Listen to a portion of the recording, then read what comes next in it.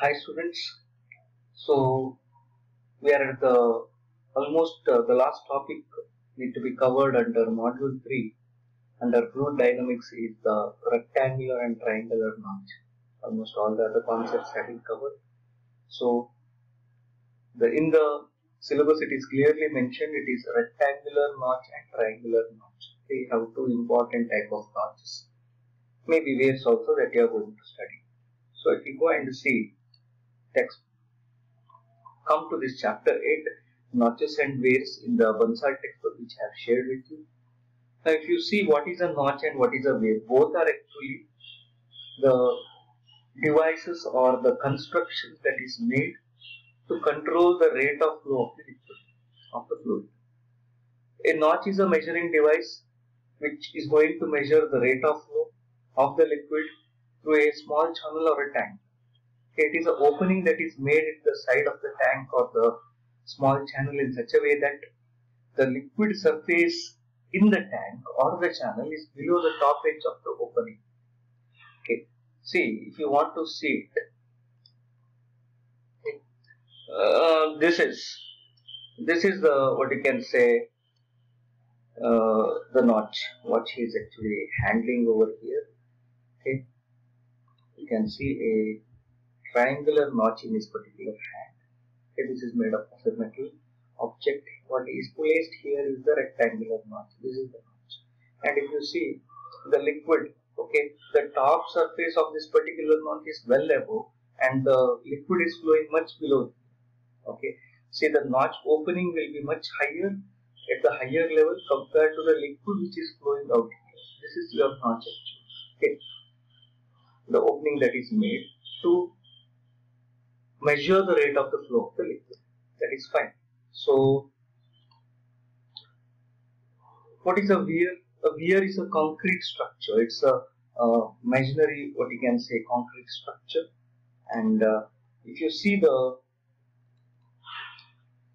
application of this is made under rivers. Okay, big rivers, big channels. There, the weirs can be used. It is generally in the form of a vertical wall. We will have a sharp edge at the top, running all the way across the open channel. The notch is of a small size, but compared to the weir, it is a very big size compared to the notch.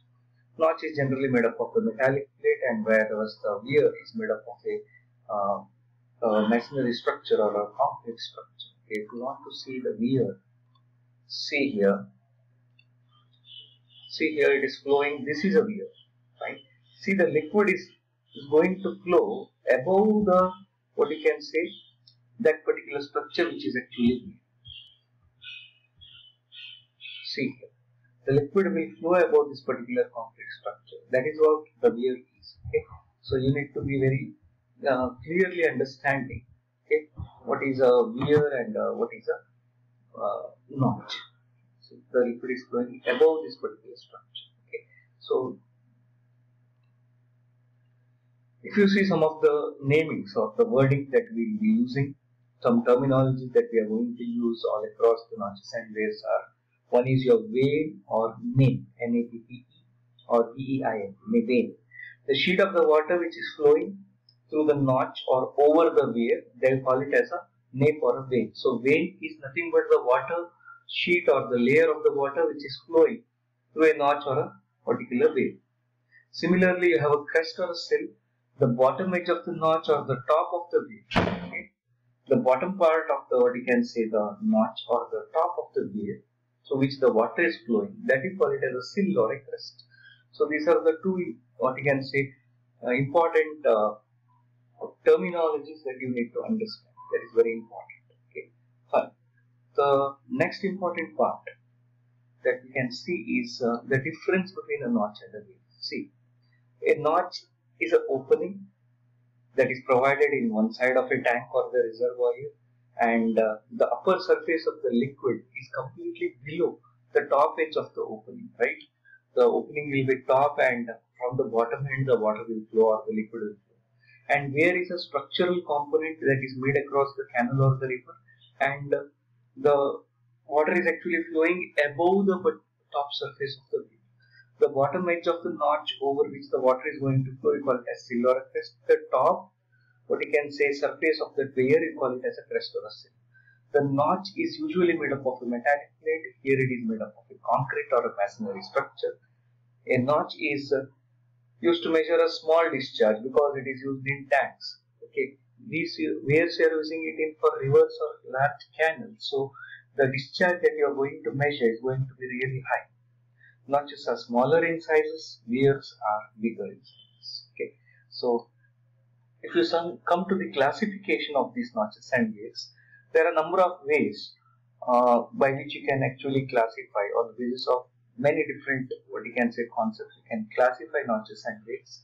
One is according to the shape of the opening. If you come to the notches, if the opening is rectangle in shape, then you go for rectangular notch. If it is triangular in shape, triangular notch. If it is trapezoidal, trapezoidal notch. If the opening is stepped in nature, then it is a step notch. Rectangular and triangle notch are mentioned in your syllabus, so it is important. Next, if you go with the effect of the sides on the name, okay, the notches can have the end contraction, or they may not have the end contraction, with and without end contraction. Weirs also you can classify by the opening shape. Rectangular weir, you have triangular weir, you have trapezoidal weir. See, trapezoidal weir is also called as Cipollati weir. Okay. Similarly, from the shape of the crest, you can actually classify them as a sharp crested, broad crested, narrow crested, hockey shaped. Okay. Similarly, the next way of classifying is the effect on the sides with the end weir with the end contraction and weir without end contraction. Okay. So the important one is based on the shapes, right? What the shape of opening is, rectangle and triangle. These two are important types of notches, and similarly the weirs that we are studying in this syllabus. So now we will first see the discharge over rectangular notch or a weir. So this is a rectangular notch diagram. This is a rectangular weir diagram. This is the front view. You have to go with the cross-sectional view. You have to draw this particular diagram.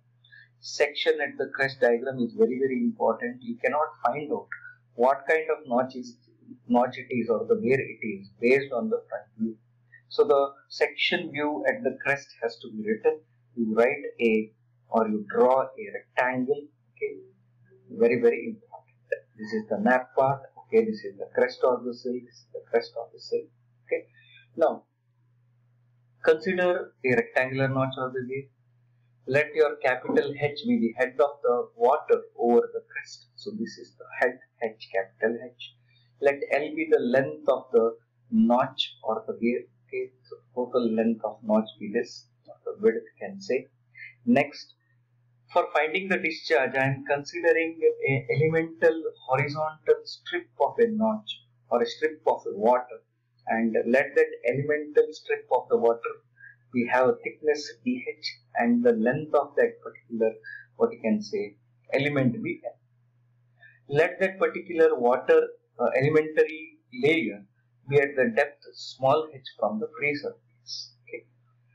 The area of the strip will be, because it is rectangular in shape, it will be length into breadth, so L into dh. So the area of the strip, elemental strip, is L into dh. The theoretical velocity of the water, you know how to find the velocity of a flowing liquid at a particular point in a pipe or in any flowing devices.